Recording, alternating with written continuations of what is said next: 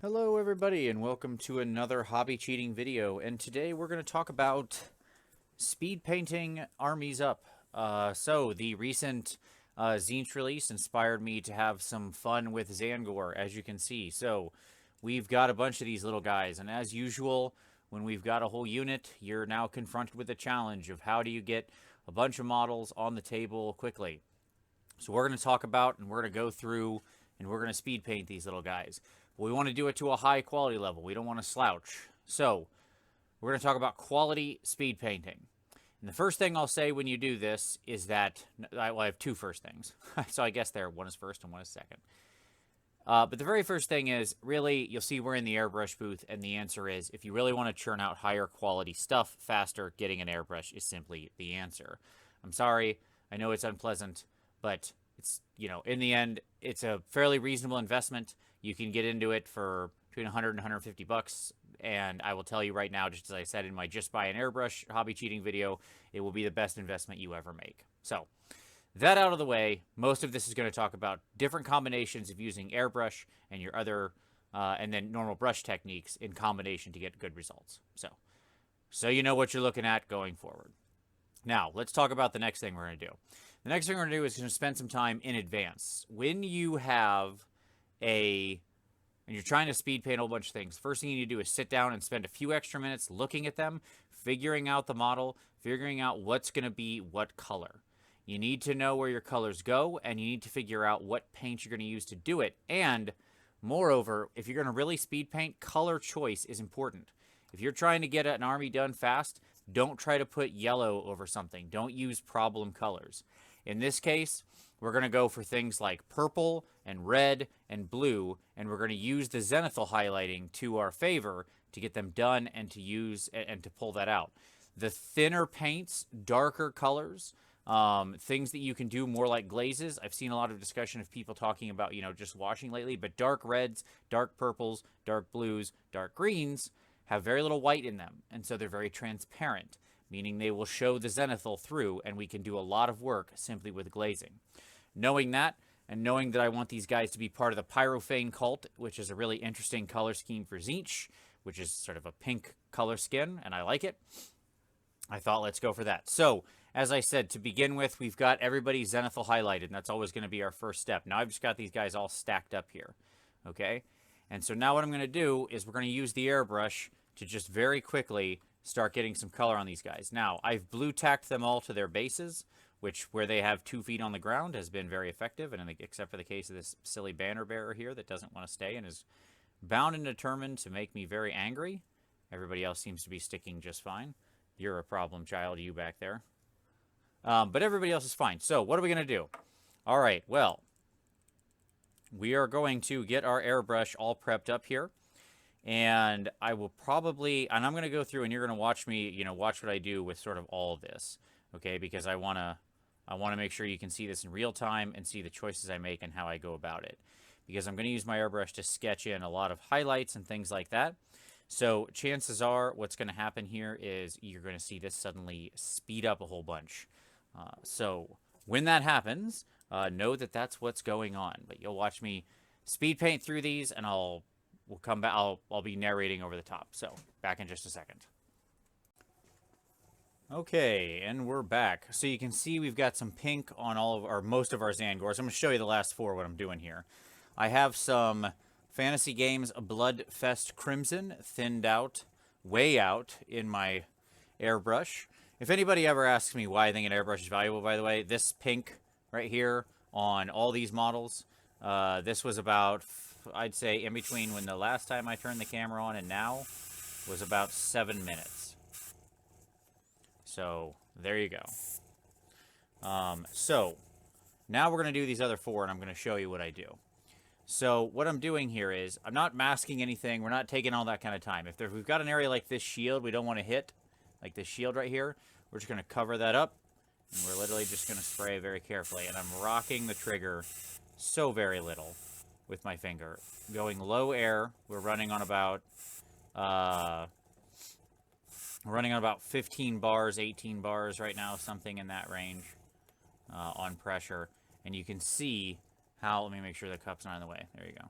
You can see how little. This is very thin paint. I'm just barely depressing the trigger and barely rocking it back. And very quickly, I get my pink color on there without issue. I get a nice, even, solid base coat that's thin enough to play with the zenithal. Hit the two hands, hit the face, hit what I want pink. Now, the advantage, because of the color scheme I chose here, and this goes right into speed painting, when you think about your colors, think about what's going to work together. So, for example, I know I want some purple on some places, like on this hair and stuff. A little bit of this crimson, when I put purple over that, is just going to shade it. But if I have purple first, then that would turn the red that I'm using. Like, I'm using a very red color, but you see it's coming out pink because when it's put over the thin white of the zenithal, it's transparent enough that it shows through. However, when I lay purple over this, it'll just make the purple darker.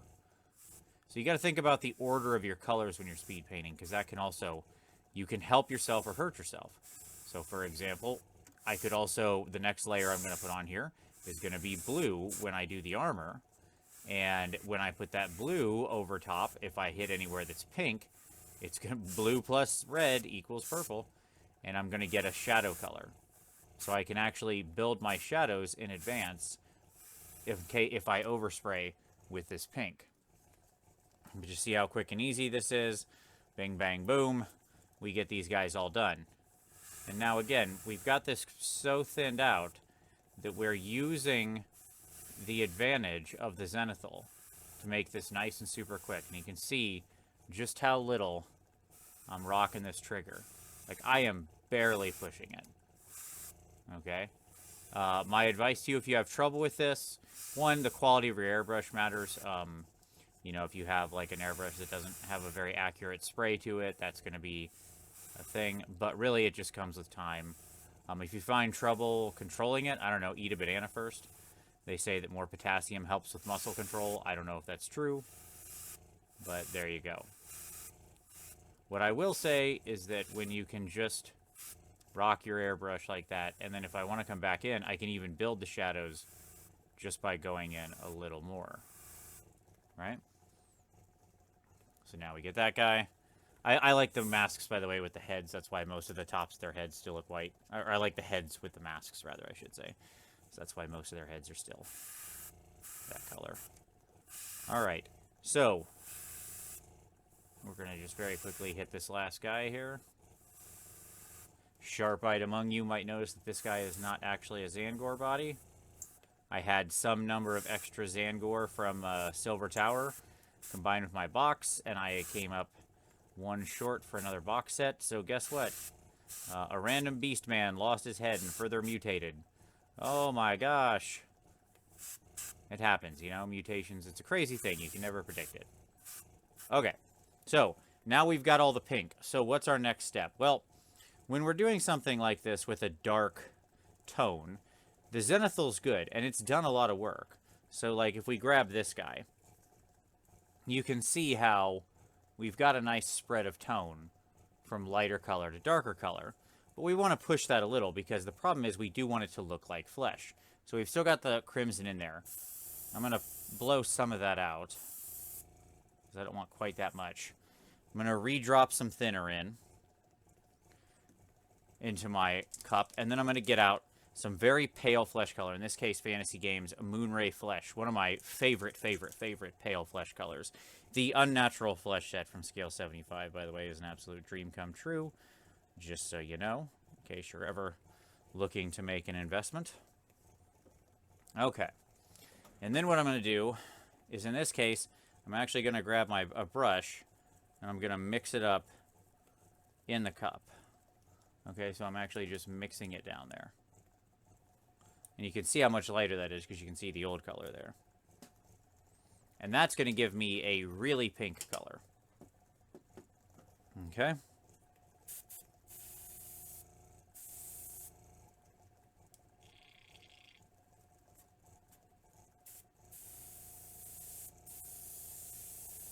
So we test out until we get a nice clean spray.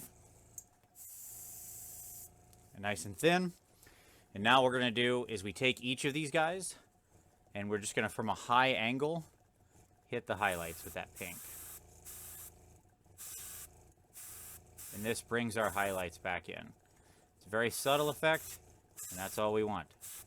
We're just trying to bring a little of that highlight back in, play to the shadows. See? That quick and easy. Bing, bang, boom. And if you don't feel like you're getting enough, if you want to go farther on the highlights, you just mix in more flesh. Get the tops of the hands. You get whatever angles, you want. Whatever part's going to be exposed to the sun. So, I'm going to carry on with this. Just building in some more of those highlights. And we'll be back in a moment, and I'll show you what we do with the next step. Alright, so we've got almost everybody highlighted. Once again, I left a few, so you can see the difference here between the two. There's, on the right post, right, you can see how much more pink he is. There we go, get him in frame. Got some nice highlights there. Okay, so very quickly I'm going to finish up these last four. You can see exactly what I'm doing here. So, again, making sure we got some good flow. There we go. And then in a very controlled fashion, just barely rocking back the trigger. We go in, we get the highlights, hit the top of the chest, top of the muscles, back of the legs, and we get a nice, super smooth highlight. Now, we're not going to worry too much about our shadows at this moment. To get this properly, we're going to want some nice shadows on these guys. We'll come back and get those. That's easy enough to get later. Shadows are generally easier than highlight because darks blend easier than lights. And that's because the difficulty of white, which is why I'm not using white for this. Two reasons. The reason that I highlight up with a flesh tone is twofold. One, this is supposed to be a living thing. When you see flesh color in the highlights, it's simply your brain reads it more like a living thing, regardless of what color it actually is. Be it pink, red, brown, black, gray, doesn't really matter. If your brain sees flesh tone in there, it just reads more like a living thing. Okay?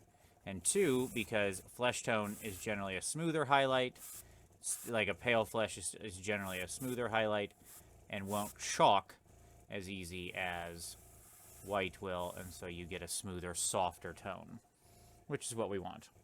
Alright, so there we go. Boom. All 20 Tzaangor highlighted up. Done and done. So now we're going to do the armor. Right? And just that easy.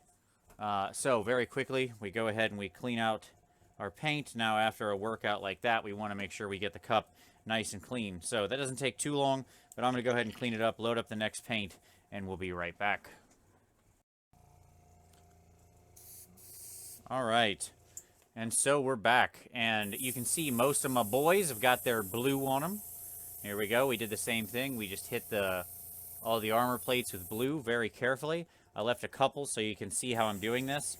Not masking this. I'm not doing anything like that, because one of the nice things about these models is just that they have these little metal rings in between, so we can, like the little metal, rings is probably the wrong word. I don't know which one to say. Like, metal levels, I guess, in between. Whatever, it doesn't matter.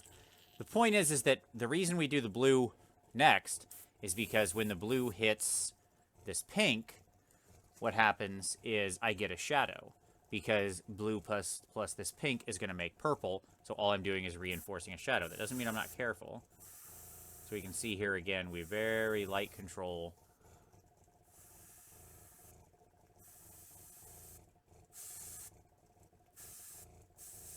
We want to think a lot about the directionality of where we're pointing the airbrush, right? Make sure that when I pointed it here, there's no other model over here I'm going to overspray onto, right? So you think about the way you're spraying. By the way, a lot of people would probably say I should move the rest of these models out. You're going to get overspray on them, blah, blah, blah, blah, blah. Whatever. We're not into that. We're here to paint fast, but to make it look good, so we're going to get it done. And we can always clean up a little bit here and there with brush later. right? We don't need it to be perfect right now. We're just getting the most of it done. Think of this like when you block colors in. That's what you're doing here. You can see, again, nice and quick. And I can get even relatively small areas like these bracers right here, right? Like this is a little bracer on his arm. We just go very, very light touch, and we can get that covered.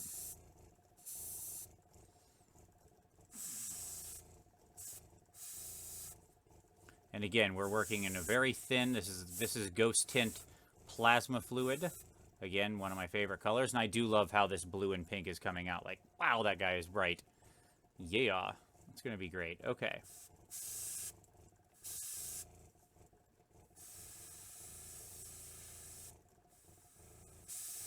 I mean, come on, you gotta love blue and pink, right?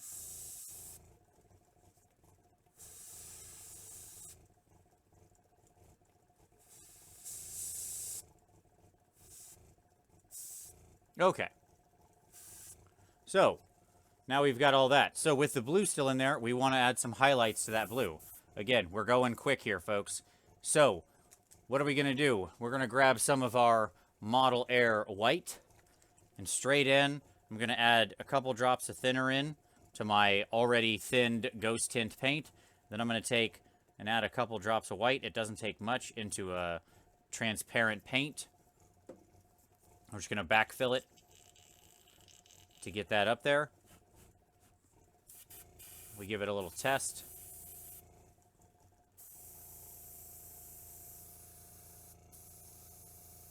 Coming out nice and smooth.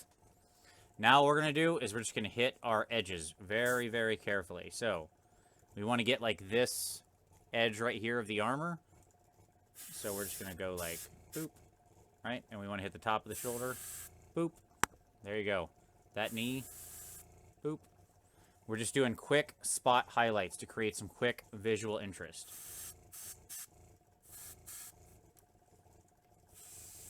Hit the tops of those bracers. Probably good. Like, it doesn't need to be a lot. With the shields, it's a really interesting opportunity because you got this ridge line. So you can just hit it straight across there. Right? And then what you get is an effect like that. Which can be fun. And build in a little bit of the bottom there.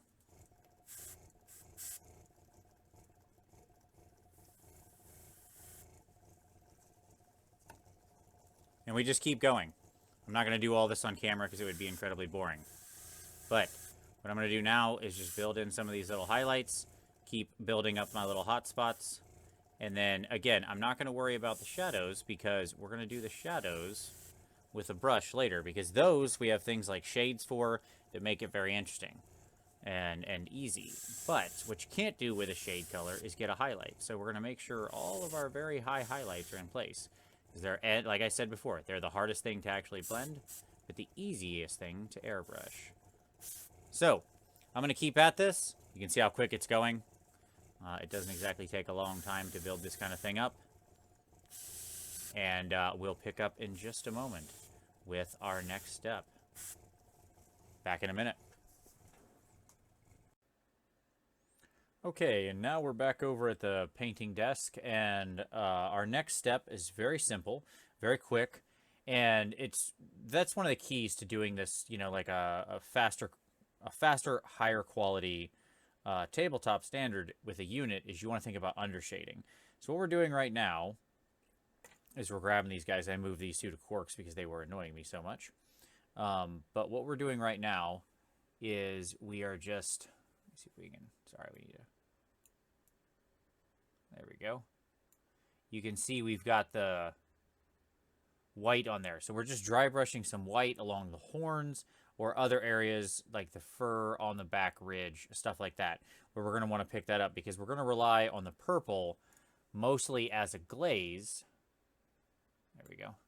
To do what we need to do. So I left a couple here to do. You can see I'm just very quickly, standard dry brush. We're getting some white on here. Then we're going to take him. I'm just hitting those horns, grabbing the ridges. Right, nothing complicated. I'm going to get the ridges of the of the weapon here and the feathers. Just little touches. Also, if we had some overspray before, this can be a good way to solve that up, right? Because now we're covering up some of that overspray with the white, resets it back to, like there was a little blue on that feather, but now it's mostly gone. And that's the key. So we can handle stuff like that with just a very quick application of dry brush as our under shade. So last two.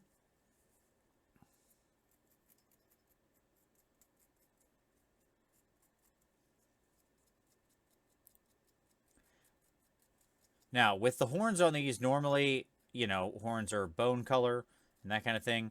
But actually, we're not going to go for that on this because I don't want to introduce those brown tones into these minis. So we're going to be a little more... One of the things about horns is that they can be a lot of different colors. And when you're dealing with sort of fantastical creatures like this, the real key to a horn is simply the color variance that goes from that sort of darker tone at the base up to a lighter tone at the top, or vice versa. Horns can run either direction. It really doesn't matter. So now that we've got that done, we're going to jump right into our next step, which is we're going to reinforce our shadows at the same time we do our horns, which leads me to my next little tip about doing bulk army painting is anytime you can combine steps, do so. And what I'm doing here is now we're going to bring in our Carrienberg Crimson Wash. We're going to shake that up. That'll be a nice darker version of the crimson we used for their skin. And what I do is I just move left to right, right to left across my desk, right? So I'm going to take this first guy back here in the corner. We're going to grab a brush. Since we're working with a wash, we're not going to grab a nice brush. We're just going to grab a brush. We're going to get into that Carrienberg Crimson, okay? Let's scoot all that down just a little. That way I'm more centered. Okay. And we're just going to drag it right down into the base. Okay? And we're just going to do the same thing. We're just going to drag it right down into the base on the bottom.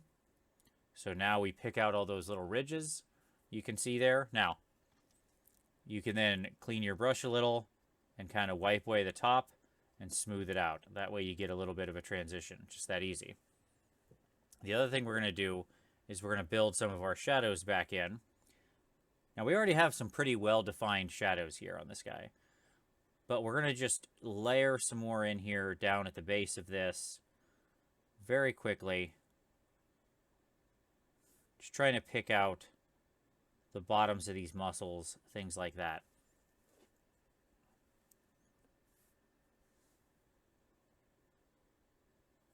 Just those areas we want to be dark that may have gotten a little bit lighter. We're not washing the whole model because we don't want to destroy all of our highlights that we did. So instead, we're just putting in a little bit of quick color here and there. So like we'll get in between the fingers, underneath the muscles, that kind of thing. Right? We just very quickly layer that in there in a very controlled fashion. And what that's going to do is just build some of the color back in. And it's a relatively quick process. If you had little parts that you missed, like right here on his foot, you can see how it's still a little gray. We can just kind of hit that whole thing and tint it up. Again, it doesn't need to be perfect since we're going to come back in and get the foot later. Okay? So, that's what we're going to do with this step with the purple. Or, sorry, with the crimson, I should say. So, I'm going to go ahead and do this to all of them. And hit all the horns, that kind of thing. And then we'll be back. And we're going to do the next step. Alright, back in a moment.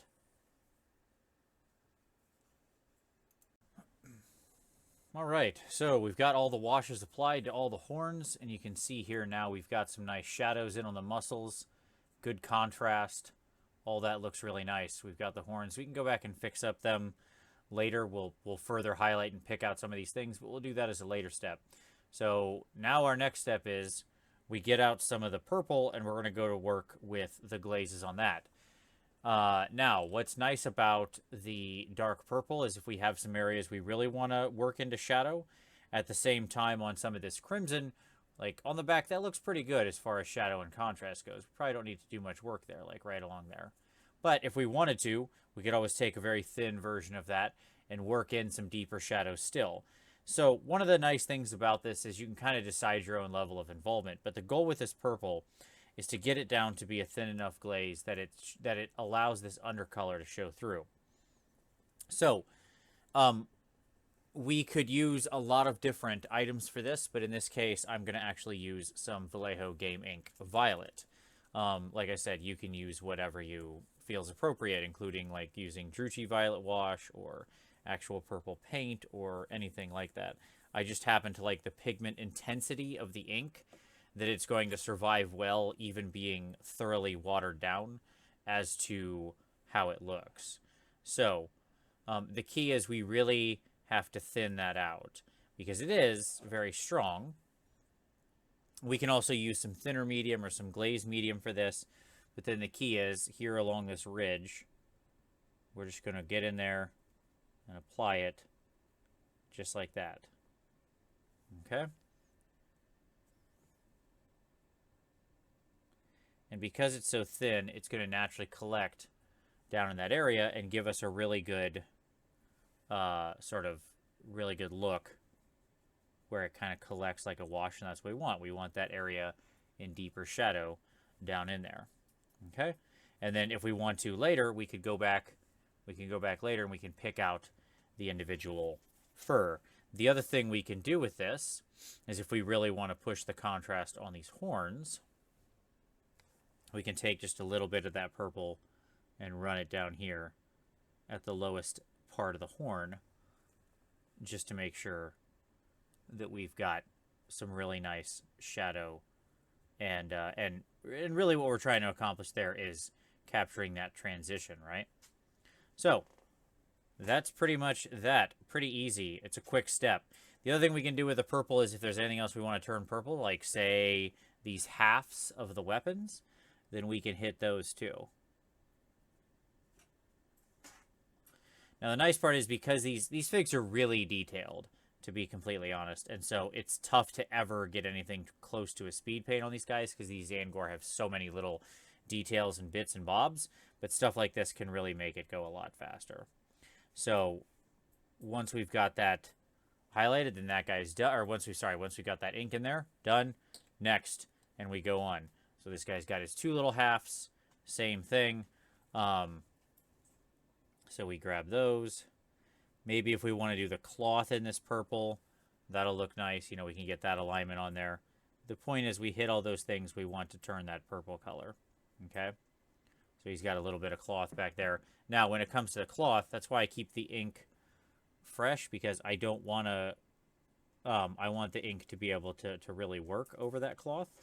So I don't thin it. You notice I'm just kind of forcing it in there. It's a very hard to see spot. It's not going to be very noticeable.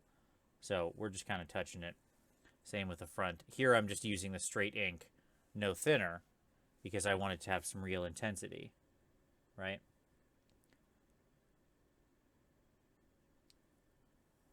And so there you go. You can see the difference of how that comes out between when I have it thinned and when I don't.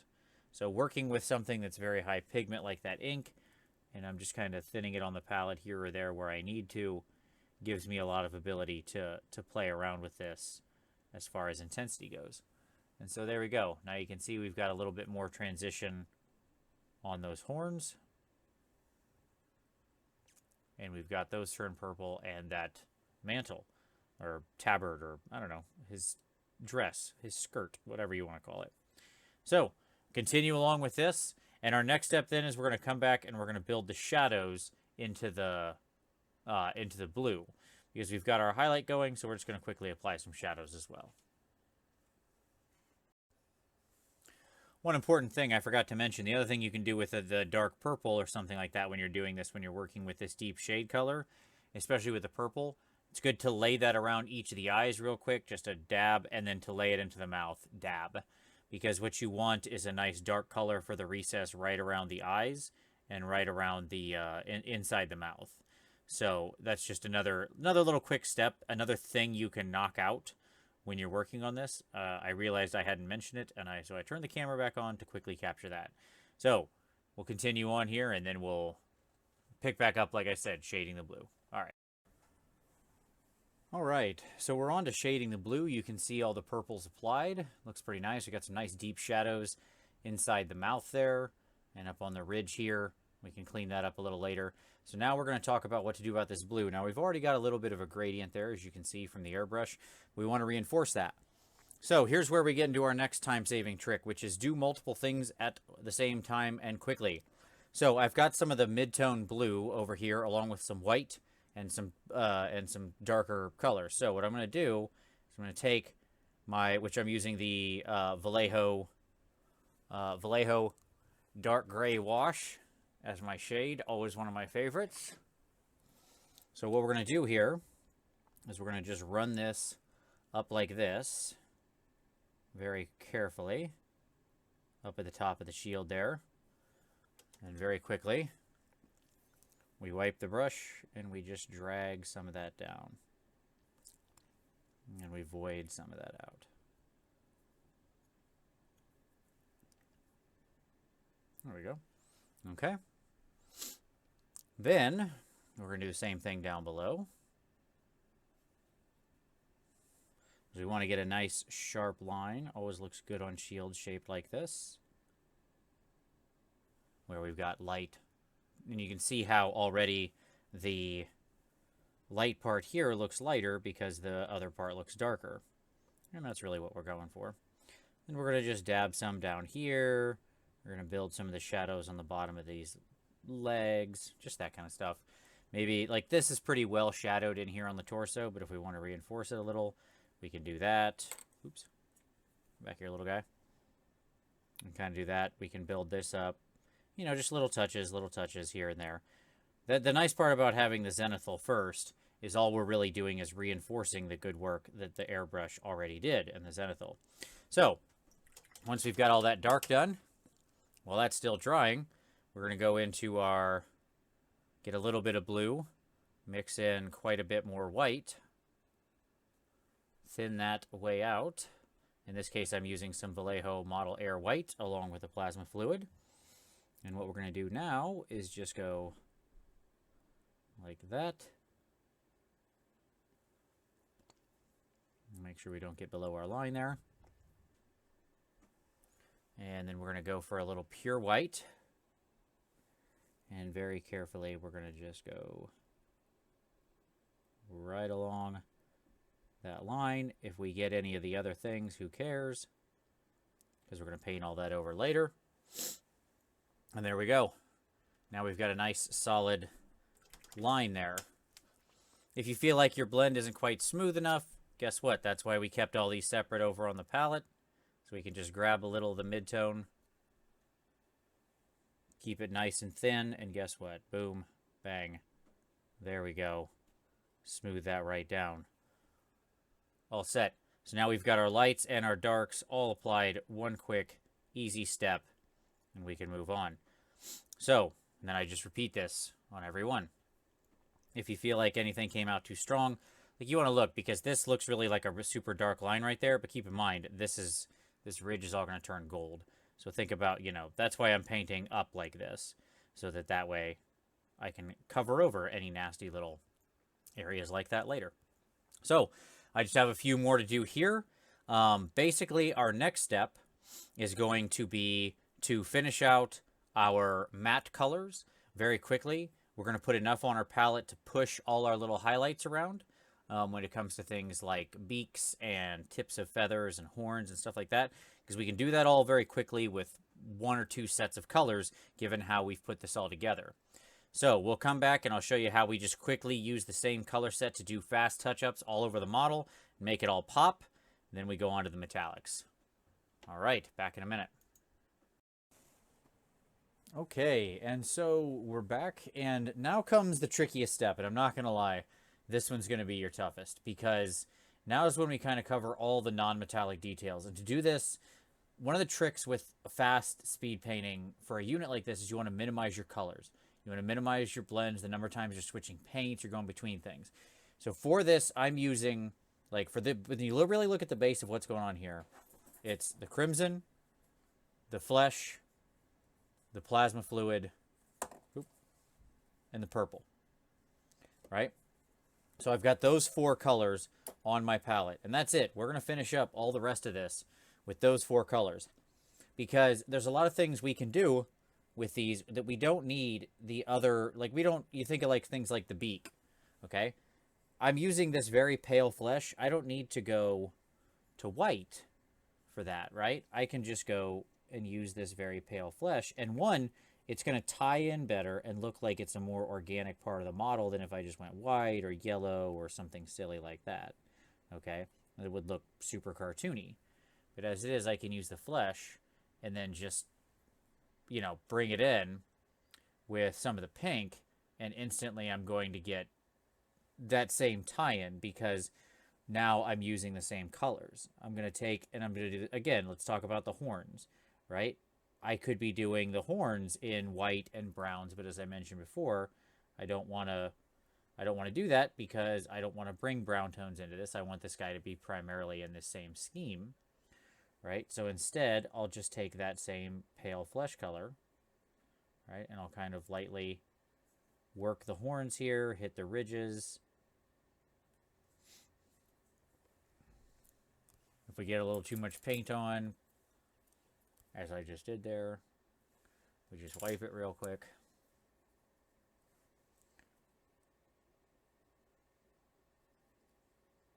And the point is that so we use the same paint everywhere we can, and we just rely on some quick subtle blends here and there to keep us going, right? So, we get these horns all mapped out. Again, I'm just using actually the pale flesh tone that I had used as the highlight on the skin.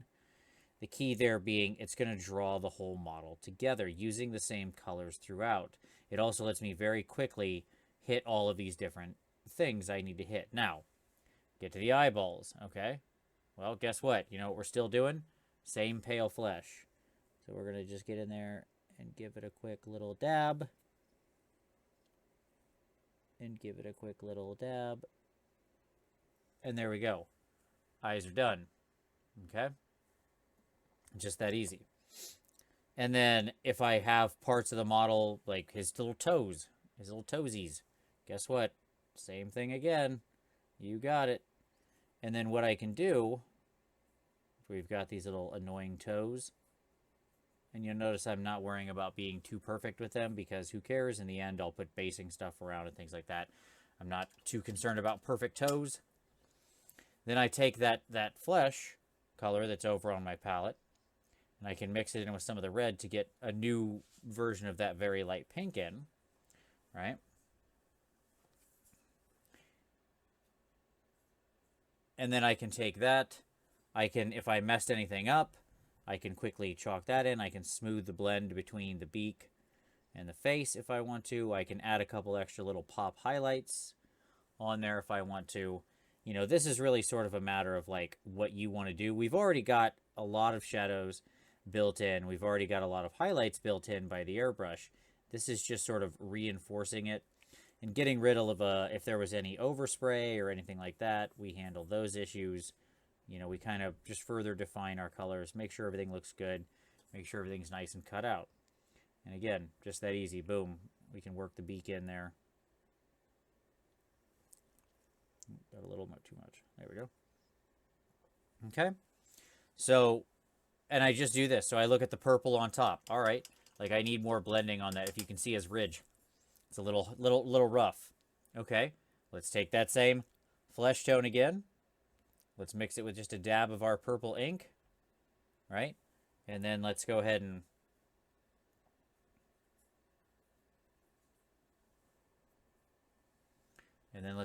and work that. And so now we can smooth out that highlight right there. Nice and easy. Again, we are using these same colors because the way that I'm using the flesh to interact, one, it gives me a smoother blend than pure white would, as I mentioned before.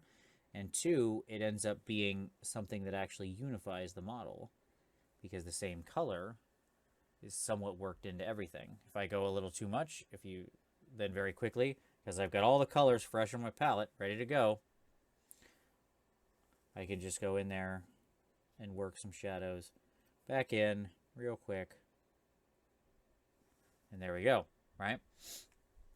Bing, bing, bing. Just knocking these out as quick as we can. If I want to have a little bit of like, you know, color to the base of my toes on this little guy, we can just push some color around there. Kind of blend out so the toesies have got some interesting variation, right? The point is, I use that red, that white, and that purple to primarily, or sorry, that flesh. It's almost white, to be honest. To just kind of push around the same lines that I already have and things like that, and I can just reinforce from there. I've still got the blue on there, so if I want to clean up that shield a little, there we go. Everything's ready to go on the palette. I just very quickly work my way around, make sure all my lines are smooth, everything kind of is set up how I would want it to be. You know, I'm not that way I don't have any weird color that oversprayed from the quick airbrush, stuff like that.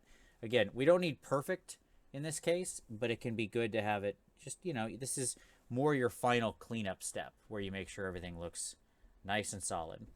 And then once that's done, and like I said, this will be the longest step because it's hitting a bunch of little details around the model. But the key is use the same paints, use the same colors you did, keep them all fresh on your wet palette, and just very quickly touch all the little points on it, and then move on to the next one. When it comes to a unit like this, the reality is you don't need it to be perfect, okay? And you shouldn't seek after that because it's often going to get lost in the mix. I mean, take it to whatever level you want that you're comfortable with.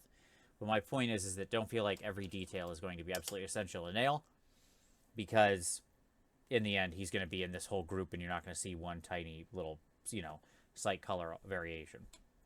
But overall, they'll still look very good because they're bright, they pop, and they've got nice contrasts and stuff like that, and the scheme works together. So basically, once this is done, that's everything non-metallics. So I'm not going to show you what I do with the metallics because for the steel, I'm going to do what I did in the how to add non-metallic metal pop to steel weapons, which is the last hobby cheating. And so if you want to see what I do, you can see that. And for the gold, I'm going to use the how to shade gold in a non-metallic metal style, which is also one of my previous hobby cheating videos. I'll link both of those in the description, so if you're curious and you want to see those, you can. But basically, once that little cleanup is done, or sorry, once you've done this little cleanup, all that's left is then you carve out your metallics, shade them to whatever level you feel comfortable with, and you're good to go from there. These kind of models are nice that have these metallics because they let you can, it adds a lot of pop and color to the model. And so when you have things like when I overpaint on the shield, I don't care because I know I can clean it up with the metal.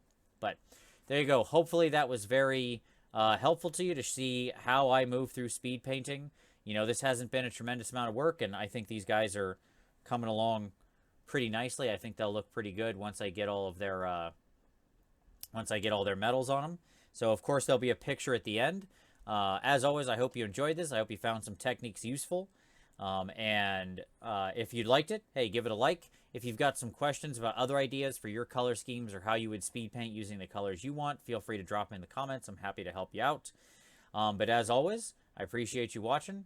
The nicest thing you can ever do is share it with somebody else. I do always appreciate that. And as always, we'll see you next time.